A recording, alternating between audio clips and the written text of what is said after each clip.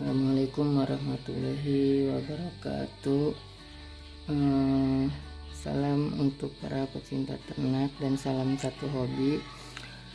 Kali ini saya akan berbagi informasi mengenai telur pertil dan telur infertil. Jadi ketika kita melakukan penetasan telur, ada yang namanya telur pertil dan telur infertil. Nah, kalau telur pertil itu dia telur yang produksi oleh si indukan betina, lalu terbuahi oleh sel sperma yang jantan. Nah, itu yang akan menjadi telur pertil. Sedangkan telur infertil itu telur yang diproduksi oleh betina tetapi tidak terbuahi oleh sel sperma jantan. Biasanya kalau misalkan kita ingin banyak telur yang pertil, kita biasa menggunakan perbandingan 1:3 ya. Jadi 1 jantan dan 3 betina. Saya sendiri memakai perbandingan 1:4. Malam ini saya akan memasukkan telur yang udah 6 hari. Nanti akan saya masukkan ke mesin penetas. Mesin penetasnya yang ini ya, ke mesin penetas.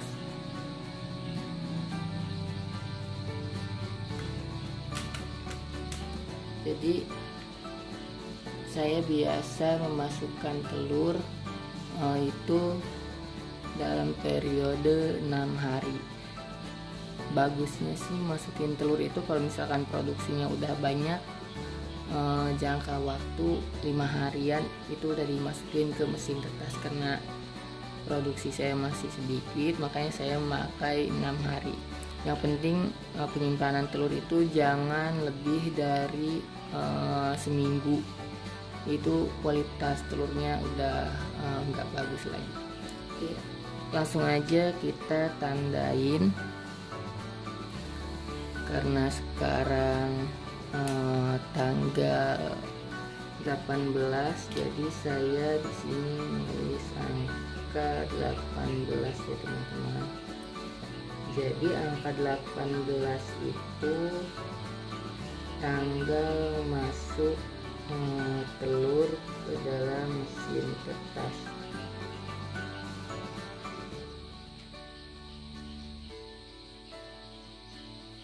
Oke, 18. Jadi nanti ini menetas di tanggal berapa ya? 18 ditambah 21 39 bulan Oktober ini ada 31 atau 30 ya, pokoknya 39. Kalau misalkan bulan Oktober ada sampai tanggal 30, berarti ini menetas di tanggal 9 September karena 30 ditambah 9 39. Kalau misalkan Oktobernya ada sampai tanggal 31, berarti ini menetas di tanggal 8 November. Jadi pas di 21 hari. Kalau misalkan teman-teman ada yang netas, oh bang, kok telur penetasan yang punya saya di usia 20 atau 19 itu udah netas. Jadi kalau misalkan di usia 20 atau 19 hari udah menetas, itu biasanya suhunya ketinggian. Kalau misalkan suhunya ketinggian, biasanya ada yang ari-ari, atau saya biasa nyebutnya ari-ari ya, atau yang biasanya kayak usus gitu tuh teman-teman di bawah si ayam itu dia kurang sempurna, jadi kayak belum tertutup rapat. Itu nanti berpengaruh ke telur, berpengaruh ke si DOC, jadi dia pencernaannya tidak sempurna. Biasanya jangka waktu 1 minggu itu mulai ada yang mati. Jadi lebih bagus si DOC itu, telur ini menetas di usia 21. Kalau misalkan teman-teman penetasannya terlalu cepat, di usia 20 atau 19 hari sudah ada yang menetas, teman-teman coba kurangi suhunya, kurangi sekitar 0,5 derajat, ditunggu telur itu netasnya berapa hari. Kalau misalkan masih terlalu cepat, suhunya dikurangin lagi. Pokoknya ngurangin suhu itu 0,2 atau 0,3 aja dulu. Kalau misalkan udah pas 21 hari itu udah stop pas, dan jangan diatur-atur lagi. Oke, sekarang telur yang ini sudah siap buat dimasukin ke mesin penetas.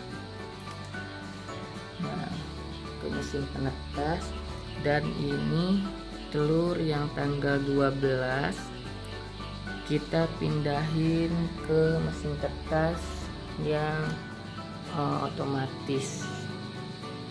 Waduh, mati lampu ya teman-teman. Oke, mati lampu, kita kayak center handphone aja.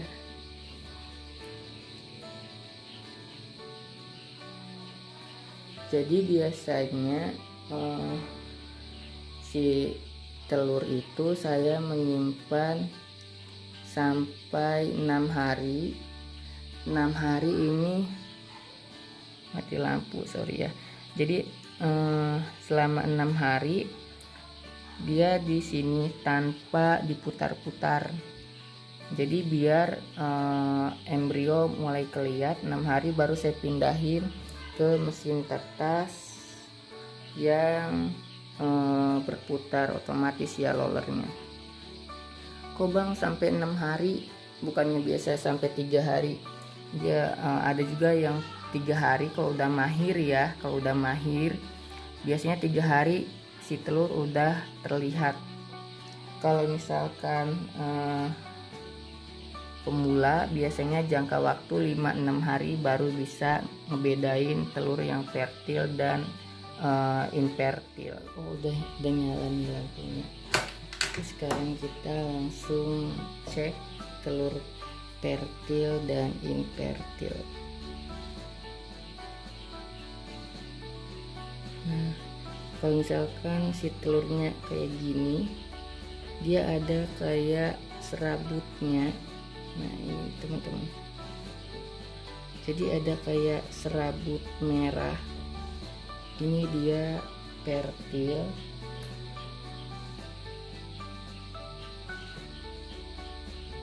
Nah, kayak gini teman-teman. Nah, ada kayak serabut merahnya ya. Kalau misalkan ada kayak serabut merah itu dia fertil. Kalau misalkan infertil itu dia nggak ada kayak akar gini, kayak akar pohon gitu, serabut merah. Kalau infertil dia bening aja teman-teman, dia putih bersih. Nah, kalau ini fertil. Jadi yang fertil itu dia ada kayak serabutnya, sedangkan infertil itu tetap utuh. Jadi nanti telur yang di sini saya pindahin ke mesin tetas yang ada di bawah. Jadi saya mengecek telur itu di minggu pertama dan minggu kedua. Jadi di minggu pertama kita keluarin telur yang infertil, sedangkan di minggu keduanya kita seleksi lagi telur yang mati. Kita matikan lampunya.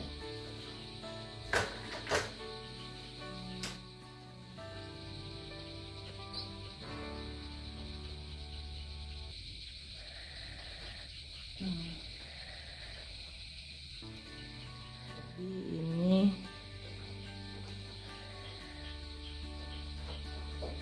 contoh telur yang mati ya. Jadi kalau telur yang mati dia nggak ada tanda-tanda kehidupan, atau dia di sininya tidak ada pergerakan. Kalau misalkan ada pergerakan dari embrio, itu berarti masih hidup.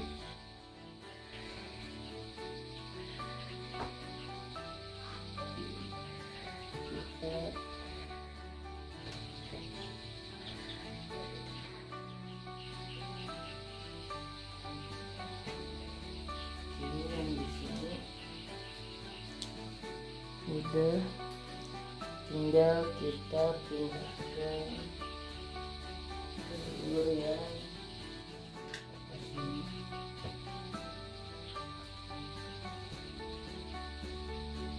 jadi telur yang udah usia 6 hari tadi kita masukkan ke mesin tas. Jadi yang udah seminggu pindah ke roller yang otomatis.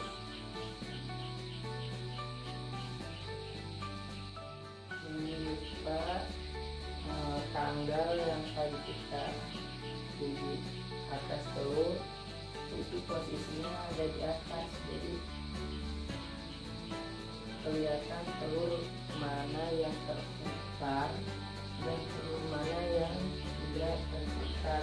Kalau misalkan ada telur yang tidak terputar karena terlalu besar, kita pindahkan posisinya ke tempat roller yang ada besar, biar telur itu terputar.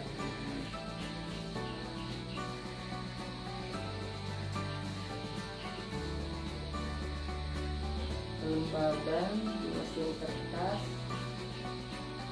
biasa kita pakai di 55 sampai 65, sedangkan suhu patokannya kita pakai termometer yang kayu, jadi 38 derajat Celcius. Kalau misalkan di termometer kayu udah 38 tapi masih tetap kecepatan itu menetasnya, itu teman-teman kurangin aja. Jadi bagaimana caranya si telur itu bisa menetas pas di usia 21 hari. Kalau misalkan ada yang masih bingung atau teman-teman ingin tanyakan, silahkan tanyakan saja di kolom komentar. Kita berdiskusi, sama aja saya juga masih pemula, jadi kita harus banyak sharing ya. Kita harus banyak sharing biar pengetahuan kita bisa bertambah.